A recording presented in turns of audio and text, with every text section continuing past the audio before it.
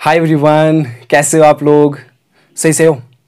Okay great. Welcome to the physics. जो आज का टॉपिक होने वाला है वो न्यूटन्स लॉ ऑफ ग्रेविटेशन है, उसको हम वेक्टर फॉर्म में लिखेंगे। ठीक है, तो देखो सीधे टॉपिक पे जाते हैं। देखो पहले हम सीखेंगे ग्रेविटेशन क्या है 1 मिनट में। अगर ये बॉडी m1 है एंड ये दूसरी बॉडी m2 है, ठीक है, एंड इनके दरमियान जो सेपरेशन है वो है r। ठीक है, तो न्यूटन्स लॉ ऑफ ग्रेविटेशन बोलता है कि उस फोर्स का मैग्नीट्यूड, ये कितने फोर्स करेंगे एक दूसरे पे अप्लाई, वो g times m1 m2 divide by r square, mass of this body into mass of that body divided by length. यहां पे इंपॉर्टेंट है ये लेंथ का स्क्वायर, ओके, और इसको दूरी का स्क्वायर। सो एग्जांपल के तौर पर अगर इसका मास है 20 kg एंड इसका मास है 10 kg, सॉरी ग्राम्स नहीं, 10 kgs, एंड ये सेपरेशन पे है 100 मीटर्स। ठीक है, तो जो मैग्नीट्यूड आएगा इस फोर्स का वो आएगा, जी क्या है, एक कांस्टेंट है, इसका वैल्यू है 6.67 into 10 to the power -11, 20 kg 10 kg divided by जो रेडियस है 100 स्क्वायर। ठीक है, वो क्या आएगा 6 पॉइंट, अगर डायरेक्टली करते हैं तो कर लेना 13.34 into 10 to the power -11 into 10 to the power -2 into 10 to the power -4। Okay, so would be 1334 into 10 to the power -13। ठीक है, ये इसका आंसर है। लेकिन फोर्स बोल रहा है भाई ये तो आपने निकाला मैग्नीट्यूड, मेरी डायरेक्शन कहाँ है? फोर्स बोल रहा है कि मेरी डायरेक्शन कहां, मैं तो उसे बोल रहा हूं यार तुम्हारी डायरेक्शन का मतलब क्या है? बोल रहा है तो मैं तो वेक्टर क्वांटिटी हूं। हाँ यार, ये तो वेक्टर क्वांटिटी, वेक्टर क्वांटिटी का क्या होता है, दो चीजें होती है, उसके पास एक मैग्नीट्यूड होता है एंड डायरेक्शन होता है। चलो हमने मैग्नीट्यूड तो निकाला सीखा, लेकिन डायरेक्शन कहां से है? तो मैंने उसे बोला चल कोई बात नहीं, मैं क्या करता हूं, मैं तुम्हें वेक्टर फॉर्म में लिख देता हूं एंड वेक्टर फॉर्म में आपकी डायरेक्शन भी दे देता हूं। ठीक है, तो हमें थोड़ा सीखना है कि वेक्टर्स एक दो में सीखेंगे, जितना भी वेक्टर यूज होगा इस ग्रेविटेशन लॉ में तो मैं वो सिखा दूंगा। देखो वेक्टर क्वांटिटी के पास दो चीजें होती है, एक तो उसके पास होता है मैग्नीट्यूड एंड उसके पास होती है डायरेक्शन। ठीक, इसे पेन से लिखता हूं।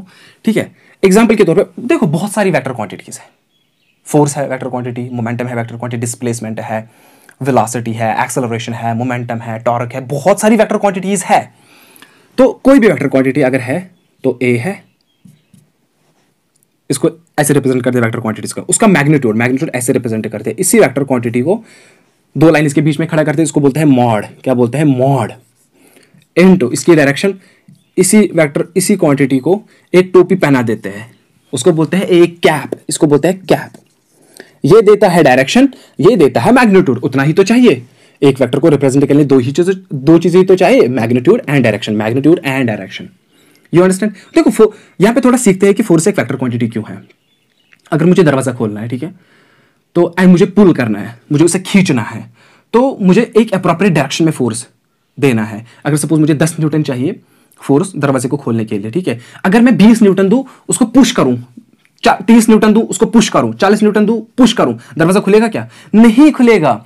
मतलब कि आपको एक एप्रोप्रिएट डायरेक्शन में फोर्स देना है, तभी आपका काम हो पाएगा। इसीलिए फोर्स एक वेक्टर क्वांटिटी है जिसमें मैग्नीट्यूड भी चाहिए, जिसमें डायरेक्शन भी चाहिए। ठीक है, अगर अभी कोई बच्चा है, उसके पास मैक्सिमम जो एबिलिटी है वो 5 न्यूटन की है, लेकिन दरवाजे को खोलने के लिए आपको 10 न्यूटन चाहिए पुल करने के लिए। ठीक है, उसको खोलने के लिए बच्चा दे रहा है 5 न्यूटन, लेकिन हाँ अच्छी डायरेक्शन में, एप्रोप्रिएट डायरेक्शन में उसको पुल ही कर रहा है, क्या दरवाजा खुलेगा? नहीं खुलेगा। तो मैग्नीट्यूड भी है इस क्वांटिटी का, मतलब कि फोर्स एक वेक्टर क्वांटिटी जिसके पास मैग्नीट्यूड भी है, उसके पास डायरेक्शन भी है। ठीक है, तो ये एक इंपॉर्टेंट चीज है। और दूसरी चीज, फिजिक्स में यहां से यहां तक ए पोजीशन, बी पोजीशन, ठीक है, यहां से यहां अलग है और यहां से यहां अलग है। फिजिक्स में अगर एक बंदा यहां से यहां गया उसकी डायरेक्शन ऐसी है, और अगर दूसरा बंदा यहां से यहां आया उसकी डायरेक्शन ऐसी है। एंड फिजिक्स में जब ऐसे आए उसको बोलते हैं हम डिस्प्लेसमेंट। क्या बोलते हैं? डिस्प्लेसमेंट। जब लेंथ के पास डायरेक्शन हो, इस वाले का डायरेक्शन सपोज ये एक्स एक्सिस मानते हैं, ये वाई एक्सिस एंड ये एक्स एक्सिस, तो इसकी डायरेक्शन क्या है? सपोज ये 5 मीटर्स का है, तो मैं इसको लिख सकता हूं, एक वेक्टर है एक्स जो 5 आई कैप है 5 मीटर एक्स डायरेक्शन में, एंड ये दूसरा वेक्टर है जिसका है y नहीं लिखते, x डैश लिखते हैं, x डैश सॉरी, ठीक है, इसको लिखते हैं 5 माइनस आई कैप। इसका भी 5 है लेकिन डायरेक्शन ये वाली है क्योंकि नेगेटिव एक्सिस यहां से है ना, minus x cap, minus x direction, negative axis, ठीक है। तो ये इंपॉर्टेंट चीज है, यहां से यहां अलग है और यहां से यहां अलग है। इवन दो जो मैग्नीट्यूड है 5 5 5 5 सेम ही है लेकिन डायरेक्शन अपोजिट और डायरेक्शन मतलब एक दूसरे से अलग अलग। You understand? ये कॉन्सेप्ट बहुत यूज होगा वहां पे। तो चले जाते हैं सीधे ग्रेविटेशन के लॉ पे वेक्टर फॉर्म में। तो देखो हमने सीखा जो ग्रेविटेशन लॉ है वो क्या बोल रहा है कि जो मैग्नीट्यूड है इन दो बॉडीज के दरमियान वो g times m1 m2 divided by r square. यहां पे ध्यान रख लेना ये जो है ये मैग्नीट्यूड कितना अगर आप टेप से मेजर करो कि कितनी लेंथ है उसका स्क्वायर और दूरी का स्क्वायर, ठीक है, दूरी का स्क्वायर। You understand? अब क्या करते हैं काम, अब दो बॉडीज बनाते हैं, ठीक है, ये स्पेस में है एट सम सेपरेशन, ठीक है। अब यहां पे मसला है, ये जो लेंथ है ना ये एक वेक्टर है। क्या है? वेक्टर। क्या आप यहां से यहां जा रहे हो और यहां से यहां आ रहे हो या जा रहे हो, ये मैटर करेगा अब, ठीक है। तो यहां से यहां की तरफ मैं ब्लू वाला यूज करूंगा एंड यहां से यहां की तरफ जो वेक्टर है वो ऐसे। You understand? क्योंकि अभी मैंने सिखाया ना डिस्प्लेसमेंट वेक्टर, एक पोजीशन से दूसरी पोजीशन, ये डिपेंड करेगा कि आप यहां से जा रहे हो कि वहां से आ रहे हो, ठीक है। तो जरा आप इस वाले पे ध्यान देना। सपोज ये जो ब्लू वाला है ये इसकी डायरेक्शन क्या है? South east. सपोज ये 10 मीटर्स का है साउथ ईस्ट डायरेक्शन एंड ये ब्लैक वाला इसका क्या है? ये भी 10 मीटर्स का है क्योंकि सेम सेपरेशन है। अगर आप यहां से टेप मेजर करोगे यहां तक इसको मेजर करोगे, ठीक है, वो सपोज 10 मीटर आएगा एंड यहां से स्टार्ट करोगे एंड यहां तक आ जाओगे, वो भी 10 मीटर्स का ही, सेम मैग्नीट्यूड है लेकिन डायरेक्शन अलग अलग है। तो इस वाले में डायरेक्शन क्या है? वो नॉर्थ वेस्ट। ये होता है नॉर्थ, ये होता है वेस्ट, ये होता है साउथ, ये होता है ईस्ट। जरा देखना इस वाले का साउथ ईस्ट ऐसे है, इस वाले का ऐसे है। आपको समझ आ रहा है? इवन तो सेम मैग्नीट्यूड है लेकिन डायरेक्शन अलग अलग है, ठीक है।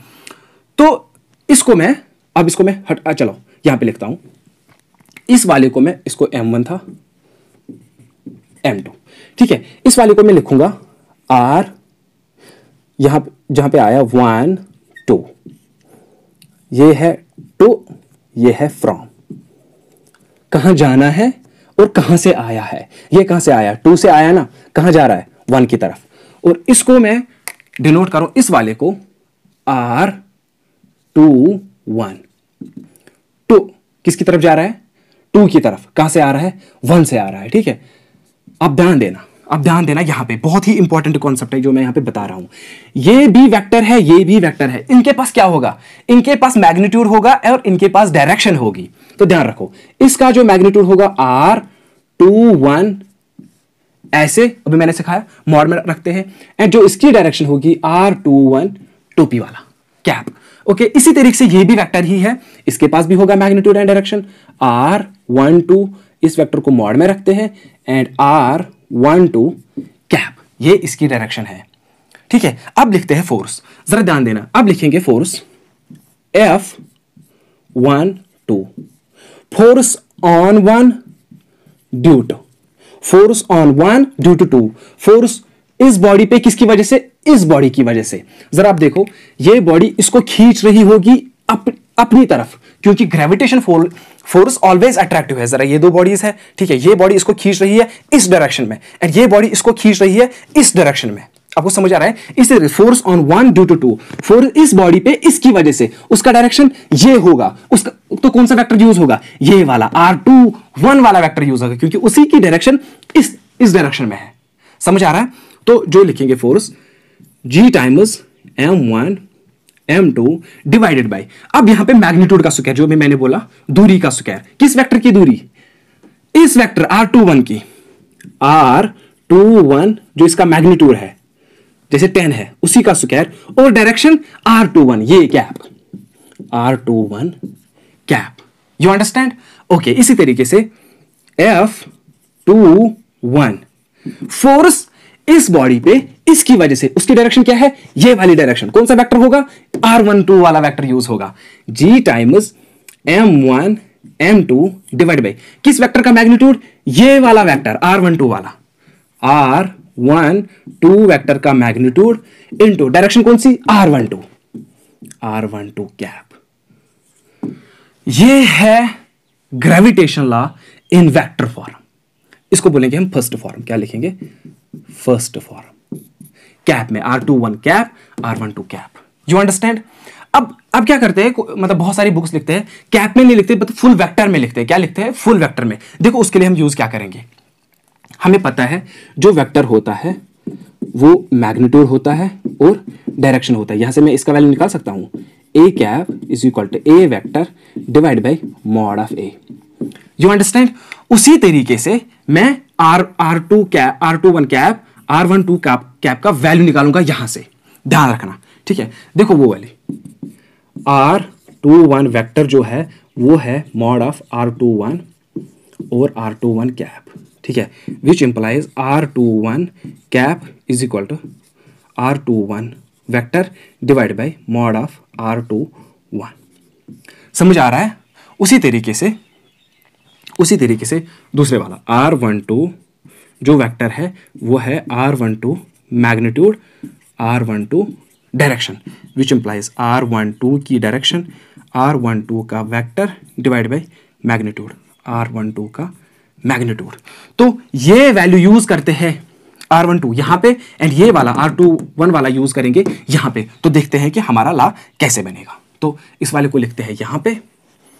आई होप कि आपको दिखाई दे रहा होगा। देखो F12, ठीक है, ये पेन यूज नहीं करूंगा, ठीक है। F12 is equal to G times M1 M2 divide by mod of R21 square into R21 cap के बदले क्या लिखेंगे, कहां है R21 cap, vector R21 divide by magnitude R21, उसका मैग्नीट्यूड।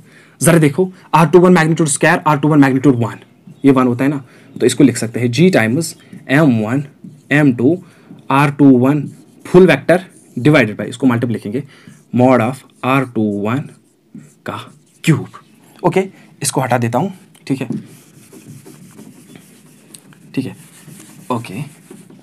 इसी तरीके से ये वाला लिखेंगे F21 जो फुल वेक्टर है G times M1 M2 divided by mod of R12 square into, इसके बदले क्या लिखेंगे, R12 full vector divide by R12 magnitude, ठीक है। इसके पास 1 है, इसके पास 2 है, तो इसको लिख सकते हैं G times M1 M2 multiple R12 full vector divided by mod of R12 magnitude का क्यूब। सो ये सेकंड फॉर्म है, सेकंड फॉर्म, और ये भी सेकंड फॉर्म। You understand. अब करते हैं थर्ड फॉर्म पे बात। तो मैंने दोनों जो सेकंड फॉर्म थी वो भी यहां पे लिखी। अब जो थर्ड फॉर्म है उसके लिए आपको ट्रायंगल लॉ का पता होना चाहिए, ठीक है, जो वेक्टर्स में ट्रायंगल लॉ है। तो अगर नहीं पता है तो फिर भी मैं यहां पे थोड़ा 1 मिनट में सिखाऊंगा ये। देखो अब क्या करते हैं, जो ये मास है ना M1 एंड जो मास M2, एक रेफरेंस से देखते हैं, एक ऑरिजिन से देखते हैं। You understand. सपोज मैं दो बॉडीज को यहां से देख रहा हूं अपने फ्रेम ऑफ रेफरेंस से, ठीक है, उसको ऑरिजिन बोलते हैं, ठीक है। तो सपोज ये वो ऑरिजिन है जहां से मैंने स्टार्ट किया देखना M1 को एंड M2 को। ये M1 है एंड ये M2 है, ठीक है। तो ऐसे इसको बोलते हैं हम पोजीशन वेक्टर, वेक्टर्स में इसको पोजीशन वेक्टर बोलते हैं। तो इसका R1 है पोजीशन वेक्टर एंड जो ये है इसका R2 है पोजीशन वेक्टर।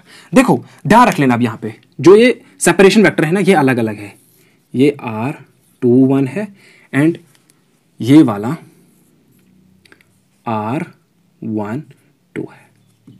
ओके, देखो ट्रायंगल लॉ क्या बोलता है। ट्रायंगल लॉ बोलता है कि अगर two sides of a triangle taken in the same order represent two vectors, then the resultant will be given by the third side of a triangle taken in opposite order। मतलब अगर दो side of a triangle vector A and ये vector B है, represent two vectors, then the resultant will be given by the third side of a triangle. ये इसका third side है लेकिन taken in opposite order, जो वहां पे बोलता है इस डायरेक्शन में। ऐसे लगता है ना ए बी, फिर रिजल्टेंट यहां ऐसे आना चाहिए, लेकिन नहीं, रिजल्टेंट ऐसे है, ठीक है। रिजल्टेंट कैसे है, ऐसे रिजल्टेंट नहीं है, ऐसे रिजल्टेंट है, ठीक है। फिर से देखो ए वेक्टर बी वेक्टर, रिजल्टेंट ऐसे होना चाहिए, मतलब ऐसा लग रहा है कि ऐसे रिजल्टेंट होना चाहिए, लेकिन नहीं, जो ट्रायंगल बोलता है रिजल्टेंट ऐसे है। If two sides of a triangle represent two vectors taken in the same order, then the resultant will be given by the third side of a triangle taken in opposite order. So ये resultant है, ठीक है, मतलब resultant है a plus b, a plus b. तो अब यही वाला लॉजिक यहां पे यूज करते हैं. जरा देखो कौन कौन से दो वेक्टर सेम ऑर्डर में है. R1 and R21 same order में है, R1 and R21 same order में है. तो मतलब R1 प्लस R21 जो सेम ऑर्डर में है, तो इनका resultant third side of a triangle taken in opposite order. जरा देखो ये वाला, ठीक है, तो ये R2 के बराबर होंगे, ठीक है. इसी तरीके से देखो R2 and R12 same order में है, R2 and R12 same order में है, तो resultant will be given bye R1, ठीक है. सिमिलरली R2 प्लस R12 जो सेम में ऑर्डर में है, तो resultant will be given by the third side of a triangle taken in opposite order, तो resultant will be R1. You understand. तो हम क्या करेंगे, यहां पे वैल्यू निकालेंगे R12 का, R12 एंड R21 का वैल्यू निकालेंगे. देखो which implies and which implies, यहां से लिखते हैं, ठीक है. तो जो R21 आएगा वो क्या आएगा, R2 माइनस R1. ओके, इसी तरीके से यहां पे R12 equals R1 minus R2. समझ आ रहा है. R21 का वैल्यू निकाला एंड R12 का वैल्यू निकाला. ओके, अब करते हैं ये सब्स्टिट्यूट यहां पे, ठीक है, ध्यान रख लेना, ठीक है. F12 जो फोर्स है G times M2 divided by mod of R21 के पहले क्या लिखेंगे, R2 माइनस R1 का क्यूब इनटू जो R2 वेक्टर है, R2 माइनस R1. ओके, इसी तरीके से इस वाले को, ठीक है, जो F21 है, ठीक है, G times M2 divided by R12 cube. R12 का वैल्यू क्या है, R1 माइनस R2 उस मैग्नीट्यूड का क्यूब इनटू क्या है, R12 vector R1 minus R2. समझ आ रहा है. So this will be the third form. So I try to make it easy. बस आपको थोड़ा यहाँ पे ध्यान रख लेना कि वेक्टर जो ट्राइंगल है वो क्या है. तो मैं यहाँ पे उतना समझा नहीं पाऊंगा क्योंकि वेक्टर्स की क्लास है नहीं, ठीक है. तो आपको ये पता होनी चाहिए कि अगर दो साइड ट्राइंगल के जो सेम ऑर्डर में है वो दो वेक्टर्स को रिप्रेजेंट करते हैं, जो उनका रिजल्टेंट होता है वो third side of a triangle होता है, लेकिन टेकन इन अपोजिट ऑर्डर. और यहाँ पे देखो R1 and R21 two side of a triangle है, जैसे ऐसे R1 और R21, तो रिजल्टेंट विल बी दिस. इसी तरीके से जो R2 ये R2 है, ठीक है, और R12 ये दो साइड्स ऑफ ए ट्राइंगल है, तो resultant will be R1 will be resultant, ठीक है. तो यहाँ पे देख लेना R1 and R21 resultant will B R2, ये R2. समझ आ रहा है. तो यही वाला लॉजिक हमने यहाँ पे यूज किया और इसको सब्स्टिट्यूट किया. So that is all about the vector form of gravitation law. Thank you so much. Thank you for watching and thank you for supporting.